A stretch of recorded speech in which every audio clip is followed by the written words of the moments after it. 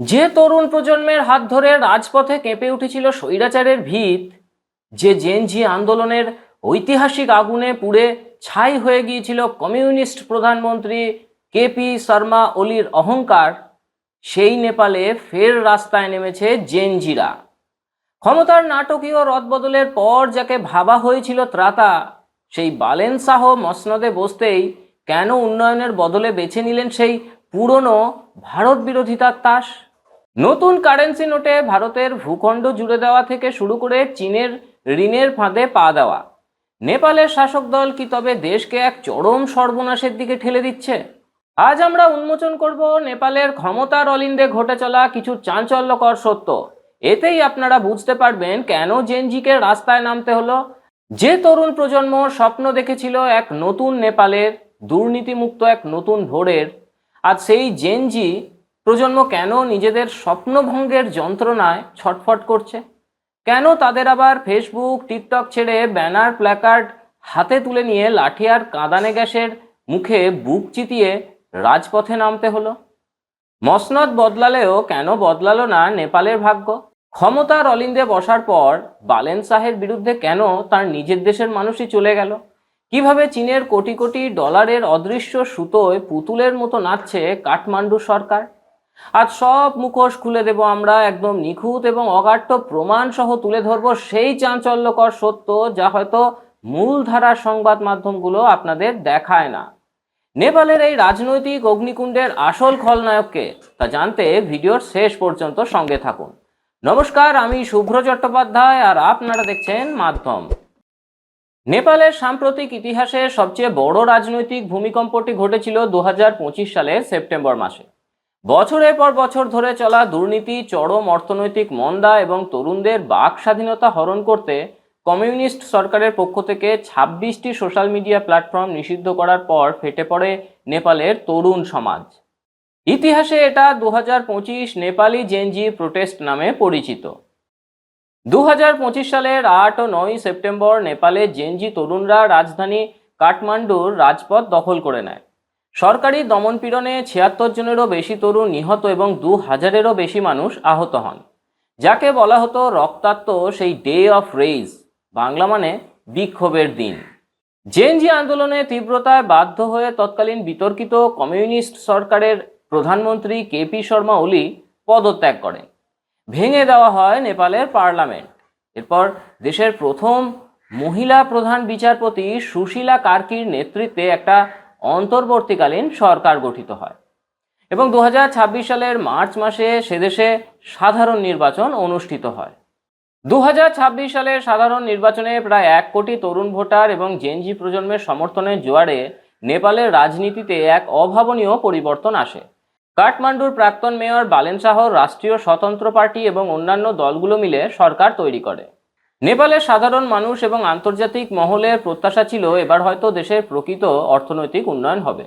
ভারতের মতো ভৌগোলিক, ঐতিহাসিক ও অর্থনৈতিকভাবে সবচেয়ে নির্ভরযোগ্য প্রতিবেশীর সাথে সম্পর্ক আবার স্বাভাবিক হবে। চীনের একচেটিয়া প্রভাব এবং ক্ষতিকর ঋণের ফাঁদ থেকে নেপাল মুক্ত হবে। কিন্তু ক্ষমতা পাওয়ার পর দেখা গেল মসনদে বসা নতুন শাসকরাও নিজেদের আভ্যন্তরীণ ব্যর্থতা ও নীতিগত অদক্ষতা ঢাকতে সেই পুরনো এবং জীর্ণ ভারত বিরোধিতার পথই বেছে নিচ্ছেন। যে ভারত বিরোধী নীতি নেপালের অর্থনীতিকে অতীতে বারবার সংকটে ফেলেছে, বর্তমান শাসক গোষ্ঠীও সস্তা পপুলিজম বা জনপ্রিয়তা পাওয়ার জন্য সেই একই পথে হাঁটছে।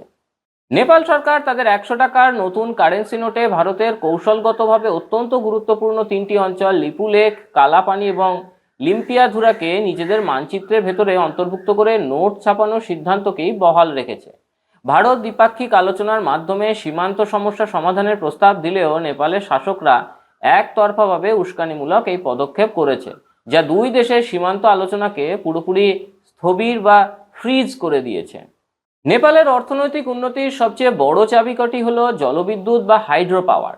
ভারত নেপাল থেকে শত শত মেগাওয়াট বিদ্যুৎ আমদানি করে এবং সেখানে কোটি কোটি ডলার বিনিয়োগ করছে। কিন্তু বর্তমান সরকার ভারতের অর্থায়নে চলমান একাধিক মেগা প্রজেক্টের অনুমোদন ও কাজের গতি আমলাতান্ত্রিক জটিলতার বাহানায় থমকে দিয়েছে। অন্যদিকে বেজিংয়ের কাছ থেকে মোটা অঙ্কের আর্থিক অনুদান এবং কারিগরি সহায়তা নিয়ে চীনের ক্ষতিকর বেল্ট অ্যান্ড রোড ইনিশিয়েটিভ প্রকল্পকে নেপালে জোর করে বাস্তবায়নের চেষ্টাও চলছে। ভারত ও নেপালের এই সম্পর্ককে বলা হয় রুটি বেটি কা রিস্তা। নেপালের লাখ লাখ মানুষ ভিসা ছাড়াই ভারতে কাজ করছেন। ভারতীয় পর্যটকরা নেপালের জিডিপিতে বড় অবদান রাখেন। কিন্তু নেপালের নতুন সরকারের উস্কানিতে সীমান্তে ভারতীয় পর্যটক ও ব্যবসায়ীদের নানাভাবে হেনস্থা করা এবং ভারতীয় পণ্যের উপর অযৌক্তিক কড়াকড়ি আরোপ করার ঘটনা ঘটছে। নিজের দেশের ক্ষতি করে কেন নেপালের শাসকরা বারবার ভারত বিরোধিতা করে? এর পেছনে রয়েছে চীনের সরাসরি উস্কানি। এটা কোনো গোপন তথ্য নয় যে নেপালের সাধারণ নির্বাচনে বেজিং সরাসরি $4 মিলিয়ন বেশি ফান্ডিং সাহায্য করেছিল। কাঠমান্ডুতে নিযুক্ত চীনা রাষ্ট্রদূত সরাসরি নেপালের আভ্যন্তরীণ নীতি নির্ধারণী বৈঠক নিয়ন্ত্রণ করেন। চীনের মূল লক্ষ্য হিমালয়ের এই দেশকে ভারতের বিরুদ্ধে একটা অ্যান্টি ইন্ডিয়া বাফার জোন হিসাবে ব্যবহার করা। বর্তমান সরকারের 15 সদস্যের ক্যাবিনেট অত্যন্ত তরুণ এবং তাদের মধ্যে রাষ্ট্রীয় পরিচালনার অভিজ্ঞতার অভাব একেবারে স্পষ্ট। সেদেশে বেকারত্ব কমছে না, নিত্য প্রয়োজনীয় জিনিসের দাম একেবারে আকাশ ছোঁয়া। আর ঠিক এই ব্যর্থতা থেকে জনগণের নজর ঘোরাতে তারা আবার ভারতের জুজু দেখাচ্ছে।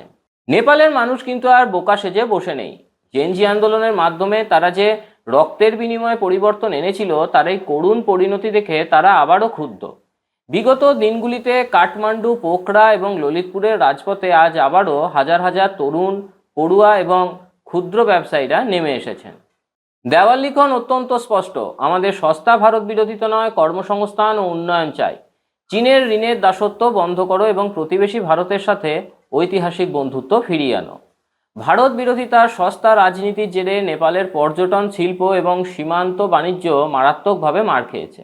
সাধারণ মানুষ বুঝতে পেরেছে যে ভারতের সাথে সুসম্পর্ক বজায় না রাখলে নেপালের ভৌগোলিক অবস্থান অনুযায়ী টিকে থাকা অসম্ভব। ইতিহাস সাক্ষী, নেপাল যখনই কোনো প্রাকৃতিক বা অর্থনৈতিক সংকটে পড়েছে ভারত সবসময় সবার আগে সাহায্যের হাত বাড়িয়ে দিয়েছে। 2025 সালের সেই বিধ্বংসী ভূমিকম্প হোক কিংবা করোনাকালীন চিকিৎসা ও ভ্যাকসিনের যোগান, ভারত সবসময় প্রতিবেশীর ধর্ম পালন করেছে। কিন্তু নেপালের কিছু নেতা নিজেদের ক্ষমতা টিকিয়ে রাখতে দুই দেশের এই অকৃত্রিম বন্ধুত্বের দেওয়ালে ফাটল ধরাতে চাইছে। জেনজি আন্দোলনের হাত ধরে নেপালের তরুণরা যে নতুন ভোরের স্বপ্ন দেখেছিল আজ তা ধূলিসাৎ হতে বসেছে। তবে নেপালের সাধারণ মানুষ যেভাবে আবার রাস্তায় নেমে প্রতিবাদ করছে তা প্রমাণ করে যে ভুল নীতি আর ভারত বিরোধিতার সস্তা তাস খেলে বেশি দিন মসনদ টিকিয়ে রাখা যায় না। আপনার কি মনে হয় নেপালের এই নতুন সরকারের ভারত বিরোধী নীতি কি সত্যি এই দেশকে চীনের একটা উপনিবেশে পরিণত করতে চলেছে? আর নেপালের জেনজি প্রজন্ম যেভাবে আবার রাস্তায় নেমে প্রতিবাদ করছে তারা কি পারবে দেশকে এই রাজনৈতিক সংকট থেকে মুক্ত করতে? আপনার মূল্যবান মতামত নিচে কমেন্ট করে অবশ্যই জানান। ভিডিওটি ভালো লাগলে লাইক করুন, বন্ধুদের সাথে শেয়ার করুন এবং এই ধরনের নিখুঁত ও সত্য বিশ্লেষণমূলক ভিডিও নিয়মিত দেখতে আমাদের চ্যানেলটি এখনই সাবস্ক্রাইব করুন। ধন্যবাদ। দেখা হবে পরের ভিডিওতে।